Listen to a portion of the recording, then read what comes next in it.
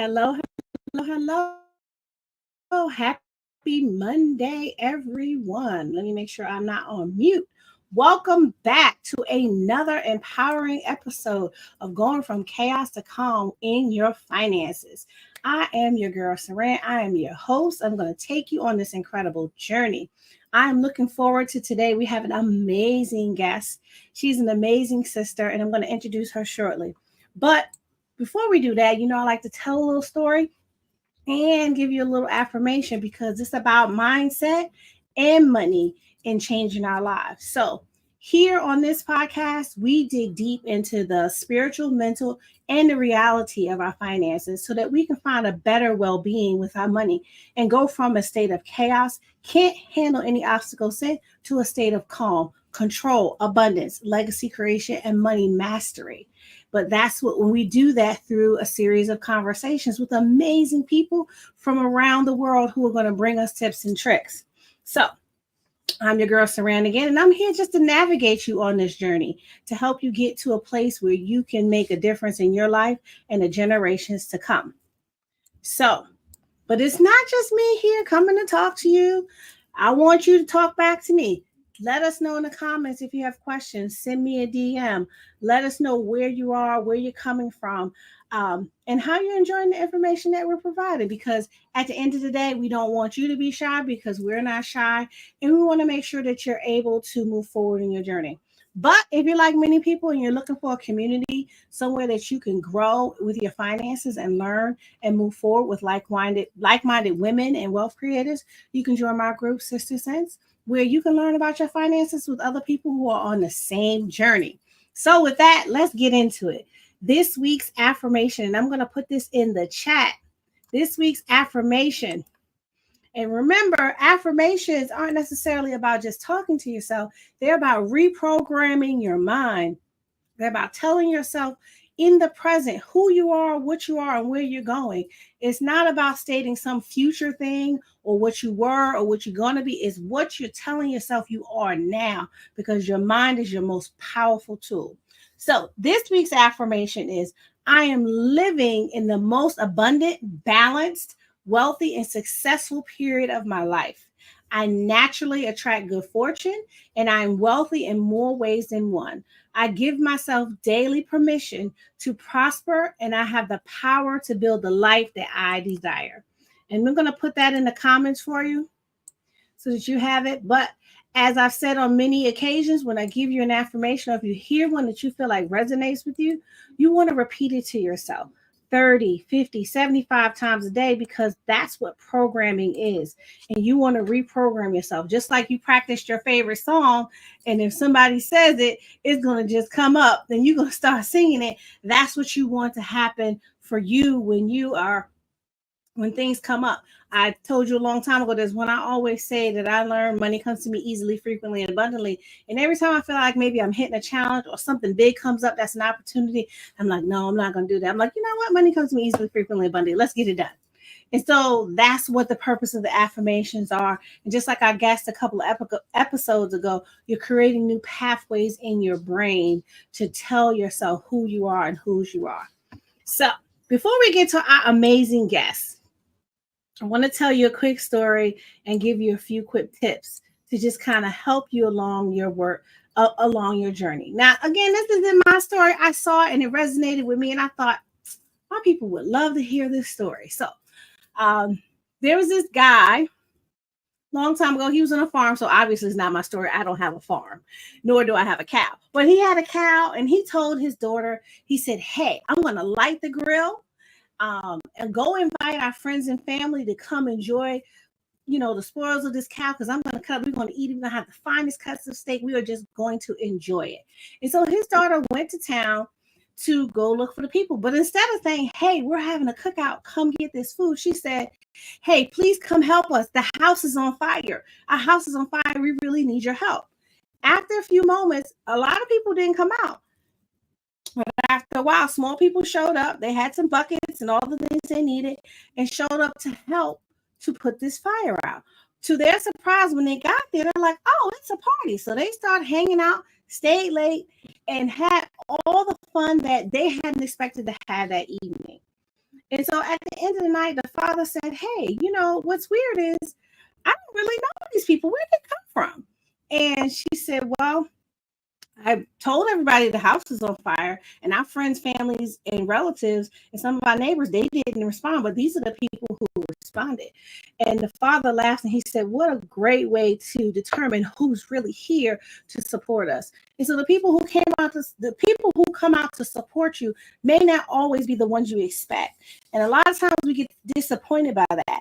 But I want to challenge you to learn to be pleasantly surprised at who does show up for you, right? And so some of the lessons that we can take from this from a financial perspective is, in life, we don't know who all our allies are. We don't know who's going to show up for us in a time of need when we need financial education.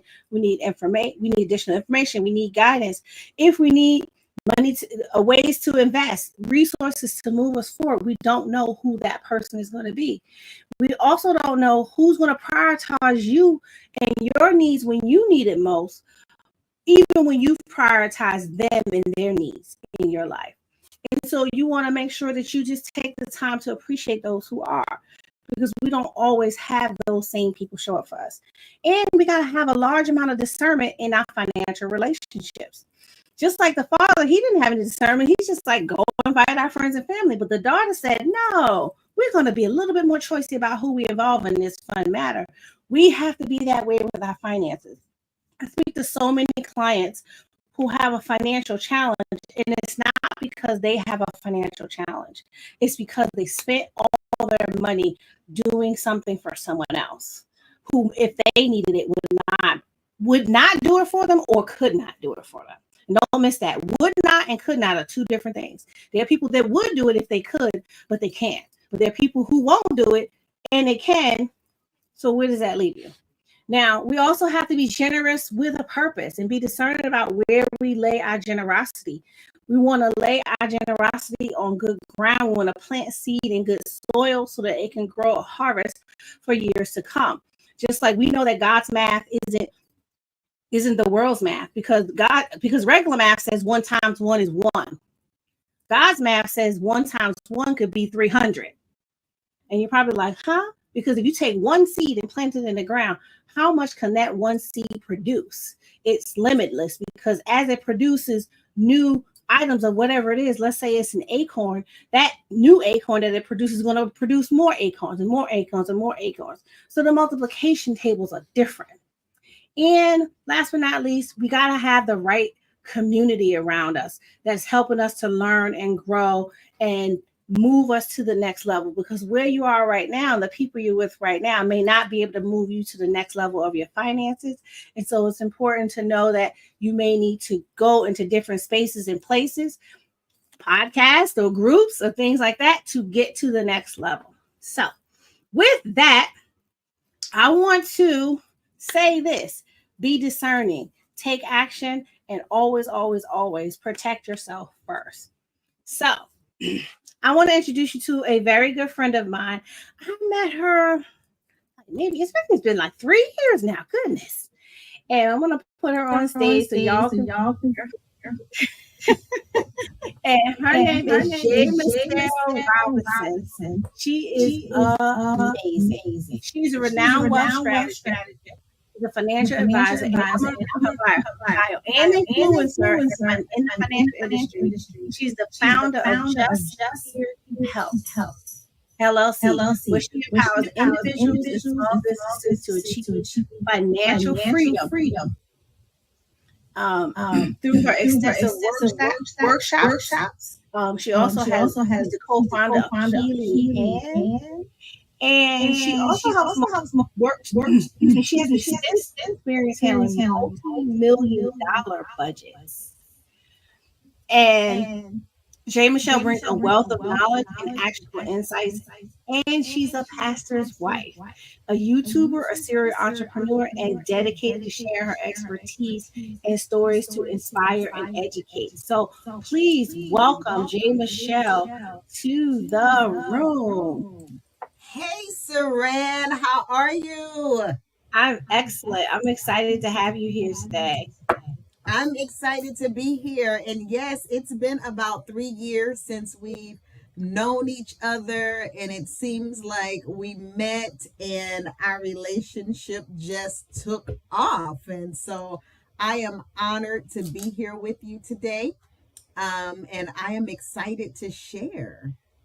Oh, I'm excited to have you because you come from a different perspective in the financial industry. Because a lot of times when I talk to different colleagues and stuff, but they didn't come from corporate environments. And you come from a corporate environment doing big corporate things to entrepreneurship, not just entrepreneurship, financial entrepreneurship, right?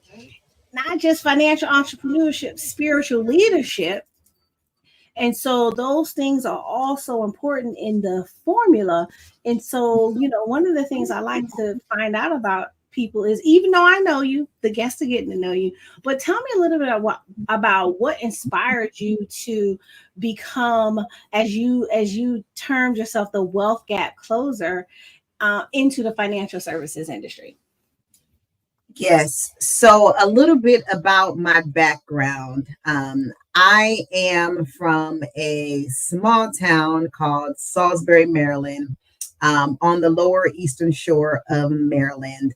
My mother was a cook, my father was a taxi cab driver, and I didn't know nothing about money. We didn't have no conversations about money as I was growing up as a child. The only thing that I knew that was remotely close to money was that every single year for Christmas, there was going to be all these gifts under the Christmas tree.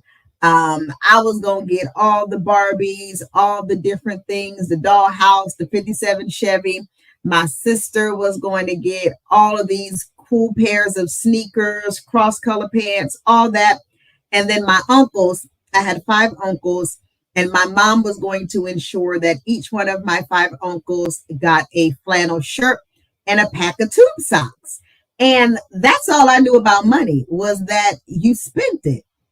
And so growing up, I didn't know how to manage money.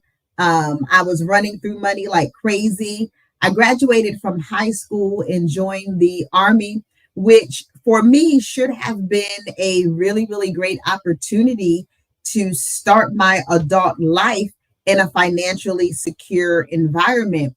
Unfortunately, I found myself bouncing checks all over Augusta, Georgia, and just completely wasting the money that I had, which if I did know about money, I would be in a way better financial situation now. Yes, we're blessed, absolutely 100%. But I probably blew a good couple of $100,000 the first 4 years of my adult life. And we know that a couple $100,000 with some compound interest could have gone very, very far by now.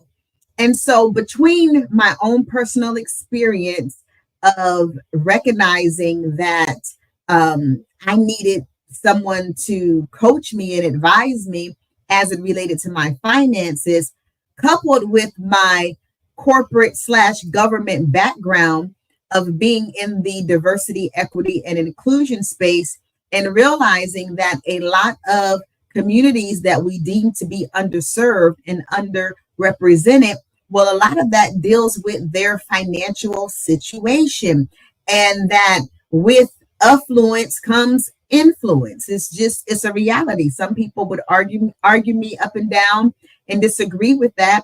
But I'm telling you, as one who's a decision maker and one who has been an influencer in community, affluence really does equal influence. And people who have money and resources tend to get a seat at the table that other people do not get. So I became passionate about being a wealth gap closer, as I've seen many families struggling with managing their finances, lacking the resources to change their financial situation. This really fueled my passion for financial literacy and empowerment. So that's a little bit about how I got here today.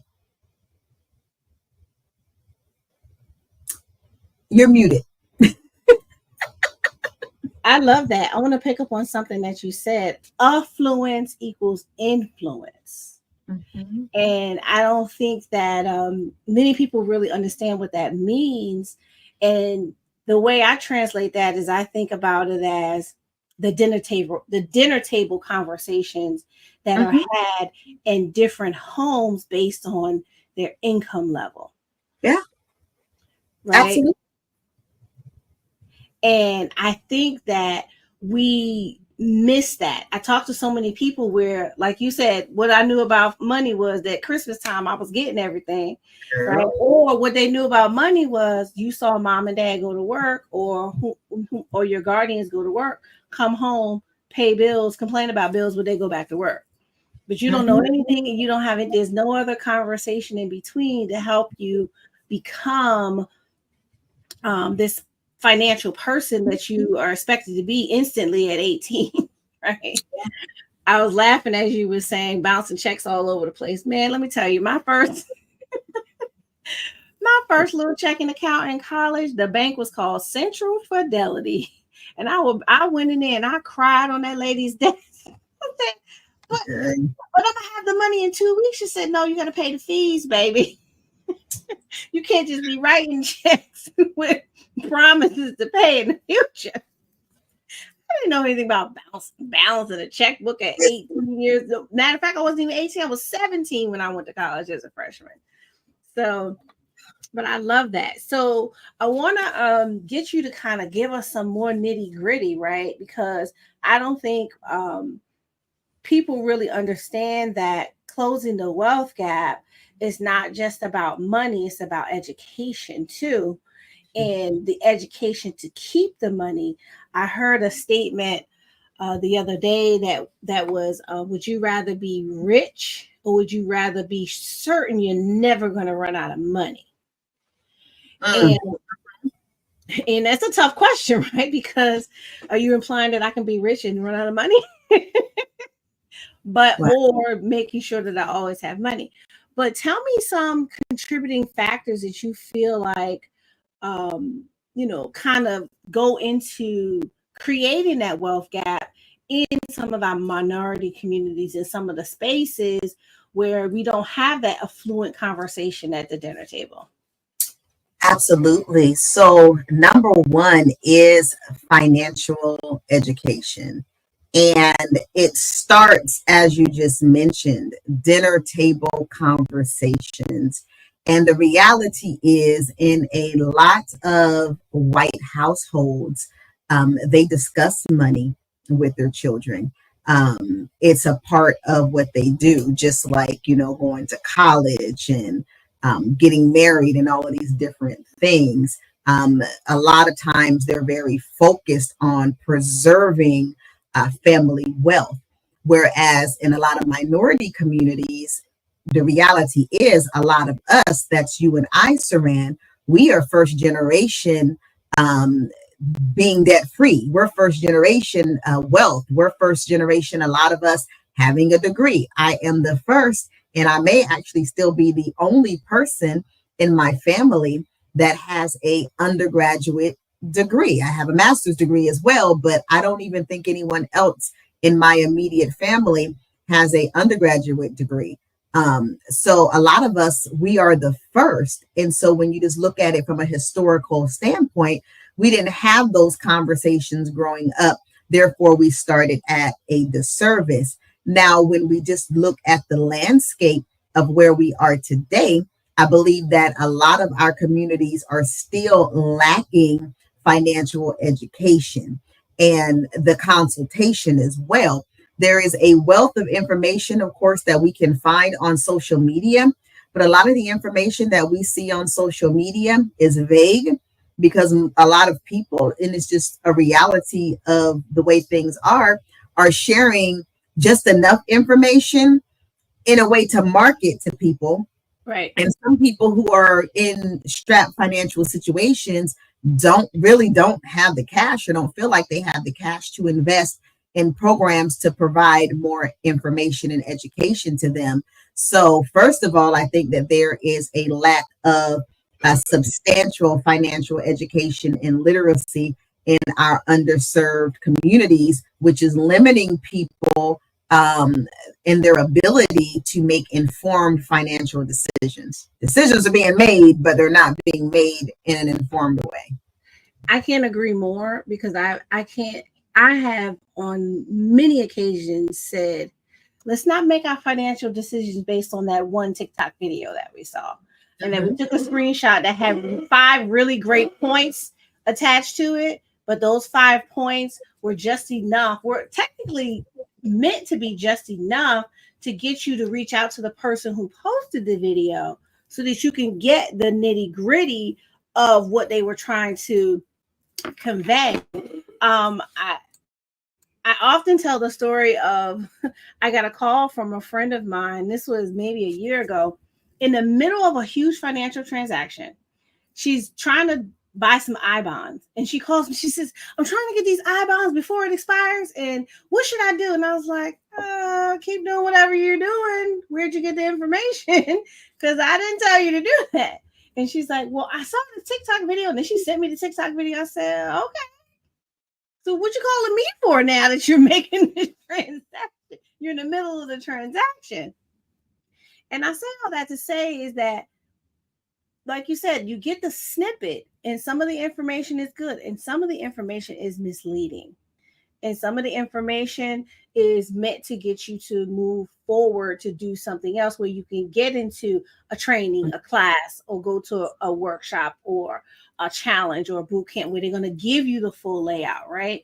And so sometimes it's a little hard to discern what those things are because there's so many out there. But I challenge people to just be discerning. Look for consistency. Look for people who have lots of content. Look for people who, have some accolades, who have some certifications behind their name, have licenses, things like that. So, but I love that because we just, being college graduates, I'm proud to say I was probably the first, but I'm not the only one anymore. If that makes sense in my family. So I know, my first cousin, she's got a degree. She actually went to my university, which I'm very excited. I was very proud of and excited. And my sister's got her degree, and she's got her master's degree. And I think she's going to end up with a doctorate, but I'm not finna go there. She can have that one. Look, gone. Let me see how I can contribute, because I'm not going down that street, right? Yeah. But I think the big deal is, we have all these snippets. And not for nothing, guess what? Guilty. I have videos on TikTok. I have YouTube videos. I have Instagram videos. I have all that, right? But they're meant to educate, not to advise. Correct. And so I think that's the missing link. That is the missing link. It most definitely is, because what they're doing is they're taking information and they're just running with it and making financial decisions, and they're not informed decisions. And that's where that advisory comes in. And at a minimum, if you're not going to get a financial advisor, which I really, really, really encourage people to do, you need to be in a position to do research. You can't just take people's word when they say, oh, go out and purchase this or go invest your money in this, and then just run with it without doing the research necessary, again, to make an informed decision. Yeah, I love that. And I think that when I talk to clients and they have questions, I'm with it. Let's answer all the questions. Let's go, let's go deep enough to get you what you need for you to feel confident and educated about what you're doing. Because at the end of the day, the decision is your decision. And the control is always with you. And I think that's something that a lot of people miss the point when they're working with a financial person. They think, oh, I'm with my advisor said to do this, or my coach said to do that. And you think they have the control. You have the control. It is your job to make the decision. Everything always goes back to you. And so you have to be sure and be certain. And we're not saying your coaches and your advisors are incorrect, but you want to make sure that you have someone trusted that's doing those things with you. Otherwise, you could be making big mistakes. And I think the biggest issue that I see now, especially with social media and the things that are going out, is everybody's trying to look for that one big hit or that big thing that's going to make them rich. The reality is it's the small, consistent wins that will get you closer to your goal and in a better place financially before the big hits will, because with big hits comes big risk.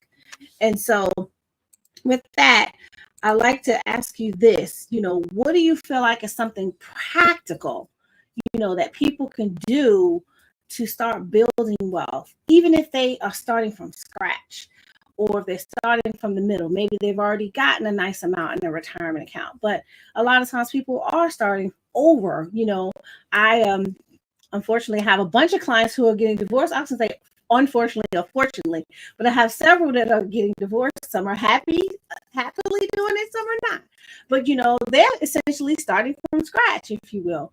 But then I have people who are well into their financial journey and want to keep building. So what do you feel like is some practical advice for both? I have a couple of things that I would share with people, and that I share with my own clients. And at the top of the list is having a clear vision. What is it that you want and desire? What type of lifestyle are you trying to live? You need to have a clear vision about that, because that is how you are going to build your goals, essentially. If I know that I plan on retiring by the time I'm 55 years old, and I want to be sitting on a beach somewhere, no mortgage, etc., then I need to set goals around how to achieve that vision. So the first thing is vision. I think a lot of people make these very, very loose statements of, I want to be wealthy, I want to be financially free, but they don't have a picture of what that looks like. So for starters, you need to understand what your vision is, write that vision down, and then you need to set financial goals around how you are going to get there. So that's number one, and that's very foundational for me, is having a clear vision. The second thing is a spending plan / budget, because so many want to get rich, so many want to get wealthy, but if you don't have a spending plan / budget, and the reason why I say spending plan / budget is because when you start using the word budget, some people get up in arms. You talk about a budget, it's like talking about being on a diet. We know we need it, but we don't want to do it. So, spending plan can be a nicer word for budget, but making sure you know what your money is doing. What do you have coming in? How much do you have going out? What do you have allocated to go towards your emergency savings, your investing, your insurance, and so on? Because I am fully aware of a lot of people, and this ranges from people who have lower incomes all the way up to people who make really, really, really good money, who don't know what their money is doing. They have no idea what their money is doing. They go to work, they make money, they get paid, and they pay bills, and then they have money sitting left over in their account, and they just do stuff. That is a reality for a lot of people. And so I encourage people to have a spending plan, have a budget.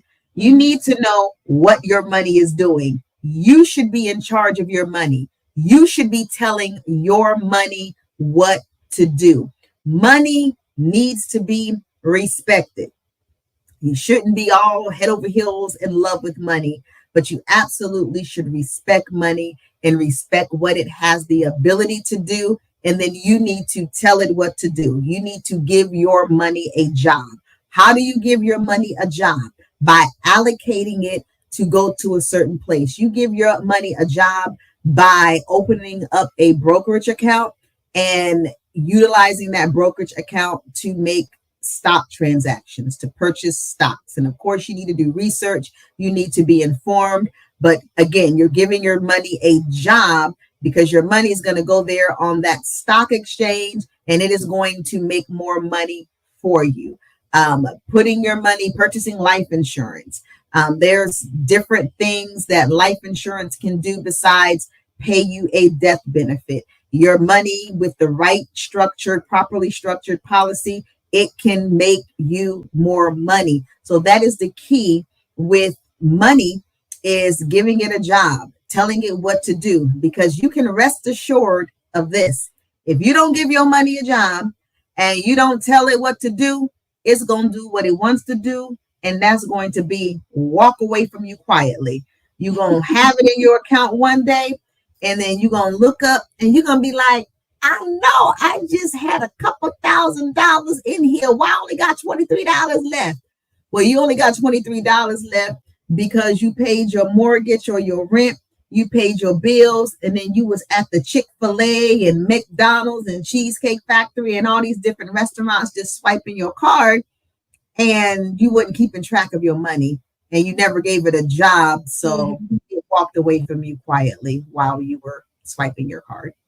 And you know, it's funny. I love that. I did a whole series on money being energy, right? And as we, when we look around us in the room, you see the room is filled with energy, but you can't, it has no power, it has no direction. But when you focus that energy, it turns into electricity, it turns into the light, the sound, and all the things that we're using. And it's the same thing that happens with our money. When it doesn't have anything to do, it dissipates, it's gone. And if we start looking at our money as our life's energy, because many people, and even in business, you go to work, you get paid an hourly rate or you get paid a salary, you earn that money. And so for every dollar that you earn, that was time you spent working or building a business. And so that's your energy that you've put into it. And if you just let it dissipate because you've given it no direction, even like you said, if you say, I'm just putting it into a brokerage account, or I'm putting it into a high yield savings account, because I wanted to accumulate to a certain rate to do something, it has to have somewhere to go. It has to know what it's doing. That's just like energy. If you don't direct it, you can't even see it or use it. But as soon as you direct it, you see and you feel the power. And so I love that analogy. And I always talk about the money being energy because it is so apropos. We forget that that's what it is. And I laugh because I tell people at Christmas time, if you want to know where your money is, clean your purse or your pockets out and put a stack of those receipts up. And that's a little tiny book that tells you exactly where your money is. But you know what, Saran? First of all, let me not say but. That is the truth anyhow. Unfortunately, people don't even be keeping up with their receipts. Folks is just out here spending money. I'm telling you. They don't get a little text receipt or nothing. It's just like, forget it, keep it. Whatever. They tap in their card. You can tap to pay now. And folks, they asked you, do you want a receipt printed? And people just be walking off and don't be getting no receipts. Swipe, swipe, swipe, swipe, swipe, yes. swipe.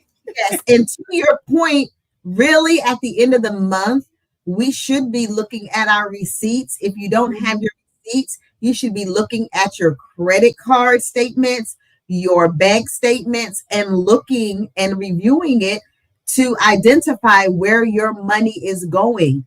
At this stage in my life, me and my husband just talked about that. We're about to go through an exercise where we look at the first 6 months of this year and really look at what we've been spending money on and what adjustments we may need to make. You'd be surprised if you actually went through your bank statements and your credit card statements of loose dollars that's just walking off,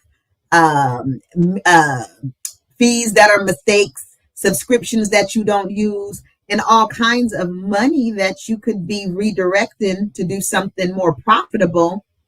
But because we're not tracking our money, we just don't know where it's going.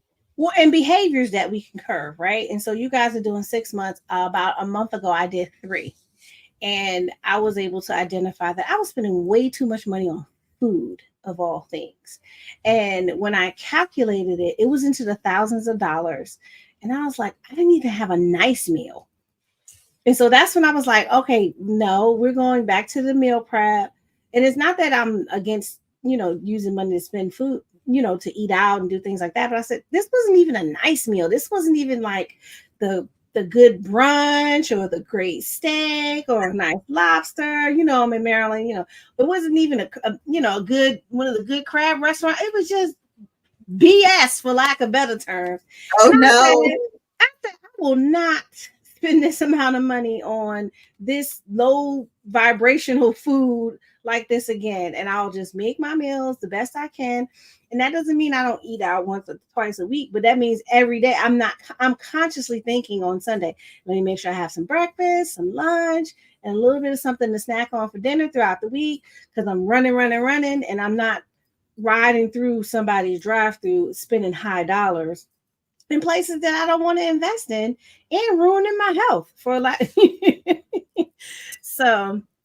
But Yeah. I really, really do. I resonate with that highly. So what do you think are some ways that we can increase the financial education level in our communities? I mean, I know we have the podcast, but people have to find the podcast, right? Even as much advertising as we do, because you also have a podcast, and as much as we do, as much energy and effort we put into it, what are some ways that we can get that people can educate themselves and find this, increase their level of financial literacy? One of the greatest ways or the greatest avenues for impact is community. Um, I can put on all the podcasts. I can, put off all this information on social media, which is a wonderful tool to be able to reach masses of people. However, I think that there is a lot of merit in community-based opportunities. And I believe that community-based organizations need to step up and begin to offer opportunities for financial literacy. They need to partner with individuals like myself and you to basically deliver financial literacy workshops, to host different types of sessions and conferences. I believe that the support is needed from community-based organizations that already have a pool of people, a targeted audience that they're already working with. Specifically, community organizations that are servicing marginalized community. So that's one of the places that I think it needs to start. Churches need to make a concerted effort. And I say that as a pastor's wife. We talk about finances from a biblical perspective. We talk about the importance of tithing and the importance of giving and sowing. We also are notorious for quoting the scripture that God gives us the power to get wealth. Okay, so then we need to teach people how to tap in and access that power to get wealth. What is that? What does it mean? That's one of the missions that I am on this year, is to teach people how to get wealth beyond just telling them to sow and to give, even beyond just telling people to invest money, but what are some specific actions that can be taken to get wealth and to create those various streams of income. Partnerships with financial institutions. I think that there needs to be collaboration with banks and credit unions to get people signed up for bank accounts. There's a lot of people in minority communities that don't have bank accounts, or they have bank accounts that have been overdrawn, and they don't know what steps to take to be able to open up a new account. There needs to be some emphasis on that as well. Hitting the schools. Our children need to be educated about finances in school. It needs to expand beyond the household, and it needs to be in schools as well. If they can take classes on home ec and learn how to make some nasty fried rice, then they can learn how to create a budget. They can learn how to what investments are. But not the nasty fried rice. Nasty fried rice. That's I remember that distinctly, because that was one of the meals that I made in home ec. It was some fried rice, and it was nasty and unseasoned.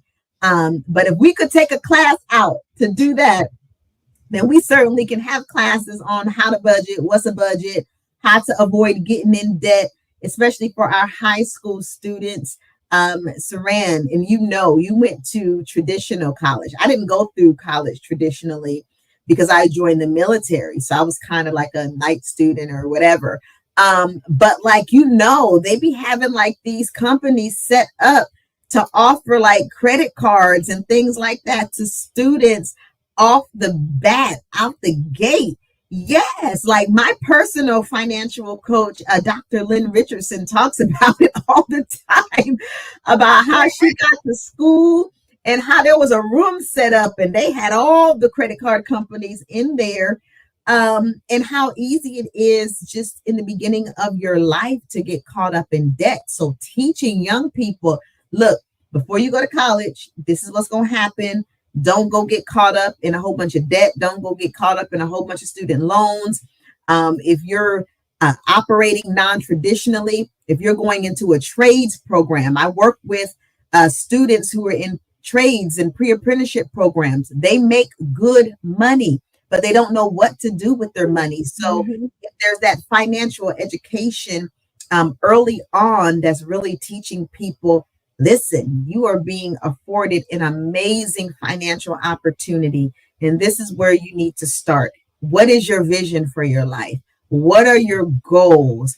And now here are some very practical steps that you can take to set yourself up for financial success. And I know I said a mouthful, so let me take a breath. I love it, but you have to go in my business like that. I'm just saying, because I went to traditional college. When I graduated college, I had 17 credit cards. Okay, 17. Now I paid them off myself. I figured that out. I went through the program. I did everything I could. I paid all of them off. Now they weren't big adult size credit cards. Let's just say that they were little 300 here, 500. So they wasn't like $1,000 cards, right? But I was able to do that in my 20s. I said, I'm not doing that again. Like, you won't get me. And it was all because they was giving out free snacks, free t-shirts, anything to entice you on campus. They gave it to you. All you had to do is give me your social security number and your address. And at 17, 18, you can have it. Give me the free stuff. You gonna give me two? Give me two. Let me get two of those king size Snicker bars because I missed the calf today. Yeah. But the kids don't have as much challenges that way. I don't think they're on the campuses as much, but I do know that they're getting these student loans at a much greater rate than they have in the past, simply because the amount of grant money has been reduced from 25, 30 years ago to the point where 80% of the education, the students are being offered student loans and 20% might be grants. So, whereas when I went to school, I might have gotten a $5,000 grant. Now it's like, here go $1,000, make it work, make it enough, right? And so it's an opportunity, and actually I'm going to be having a discussion about that next week. But it's an opportunity for us to find ways to move forward. And for our parents and our grandparents, you have school age kids. Now is the time to help keep your kids out of debt in the future.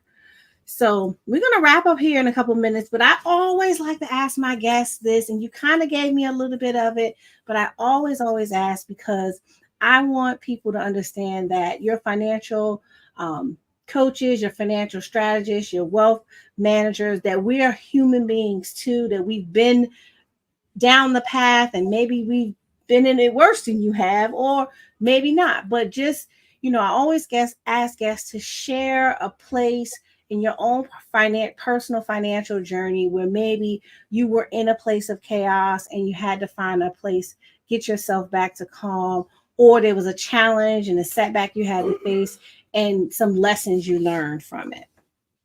Yes. So many, many years ago, it was a long time ago, well over 13 years ago, in my first marriage, money was like not a strong spot. And so there was like a lot, when we talk about credit card debt, there was a lot of credit card debt that was accumulated. There was a home equity line of credit that we had got on our home that we used like a credit card. It was not used for investing or, home improvements. They gave us a credit card to go with the home equity line of credit, and we used it as such.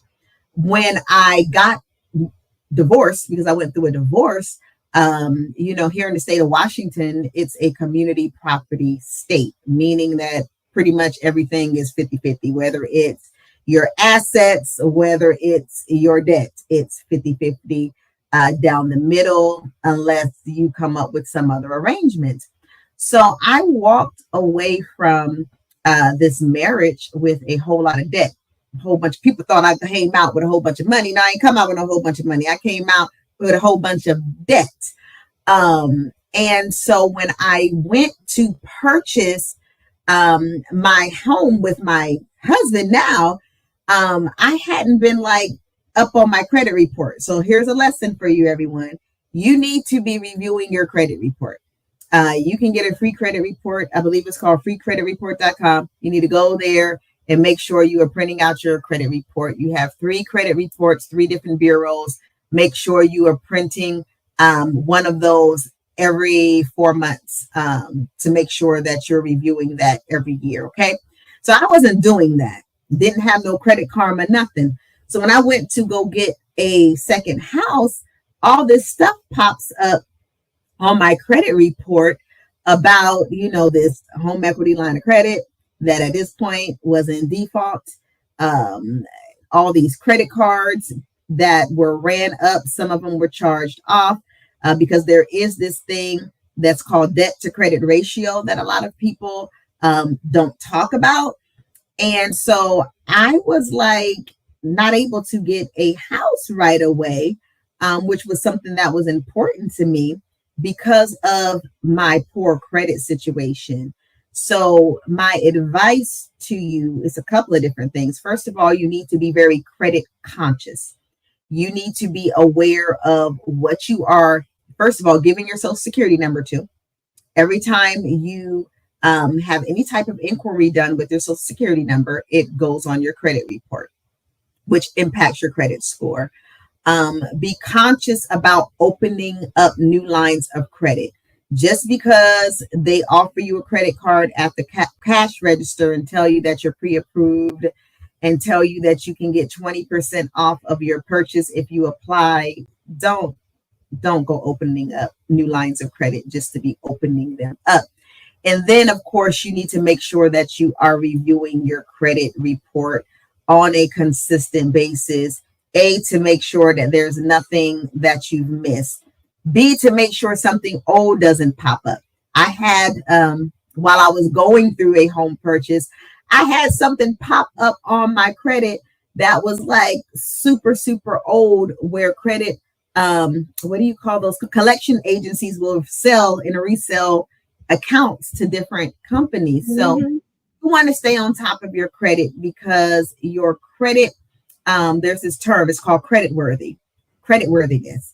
So whenever you're trying to go to a bank, whenever you are trying to do anything to transact business where you're using other people's money, the reason why they're looking at your credit score is because your credit score determines or says to them what your credit worthiness is. If you have a low credit score, then you are deemed to be not credit worthy. Right. The higher your score is, the more worthy you are of getting access to capital or credit, and not just the access, but access with premium rates. So those are just some things to think about.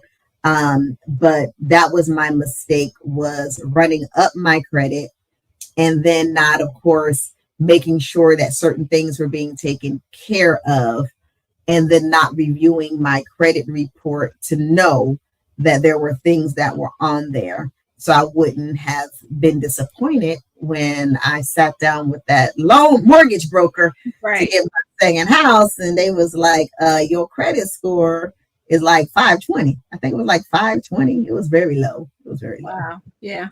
And you know what? It's a process, right? We live and we learn, but I bet you won't have to learn that lesson again. I will not have to learn it again, ever. again in my life. Like our credit is straight. Our credit scores are, if they're not 800, is like right around the 790 something, realm.